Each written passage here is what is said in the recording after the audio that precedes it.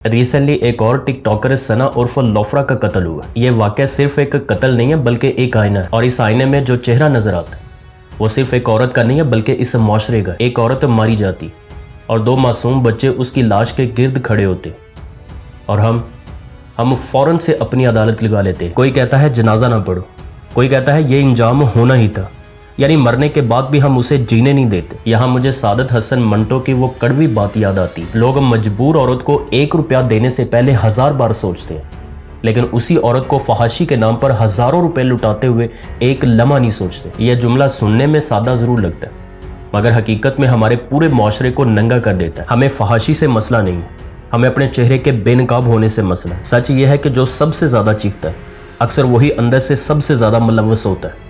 जो सबसे ज्यादा सख्त अल्फाज इस्तेमाल करता है वही मौका मिलने पर सबसे पहले लाइन में खड़ा होता है। ये वो तबका है जो दिन में इखलाकियात का लेक्चर देता है और रात को वही चीजें तलाश करता है जिन पर दिन में लानत भेजता है।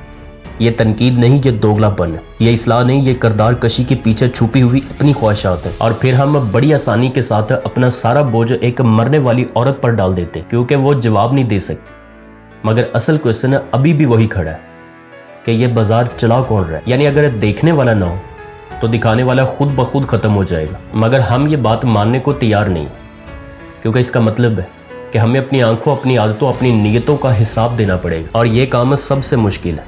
ये भी हकीकत है कि हर इंसान के पास कुछ ना कुछ इंतखाब होता है। मजबूरी अपनी जगह, मगर हर रास्ता एक जैसा नहीं होता। लेकिन इस हकीकत को बुनियाद बनाकर किसी की लाश पर खड़े होकर फैसले सुनाना, यह इंसाफ नहीं है, ये दरिंदगी है। असल बीमारी ये है कि हमें गुनाह से ज़्यादा गुनाहगार को रुसवा करने में मज़ा आता है। हमें इस्लाह से ज़्यादा तमाशा पसंद है। और जब मुआशरा तमाशाई बन जाए तो फिर लाशें सिर्फ खबरें नहीं रहती बल्कि मामूल बन जाती। आखिरी बात बिल्कुल सीधी है कि अगर तुम वाकई इस मसले को समझते हो तो अगली बार किसी पर उंगली उठाने से पहले ये ज़रूर सोचना कि अगर ये मौका तुम्हें मिले तो क्या तुम वाकई मुख्तलिफ हो। और अगर इसका जवाब नहीं है तो फिर तुम भी इस कहानी का हिस्सा हो। और अगर जवाब हाँ है तो फिर इसे साबित करो अपनी नज़र, अपनी नीयत और अपने अमल से। वरना सच यही रहेगा कि हम सब इस जुर्म में किसी न किसी दर्जे में शरीक है।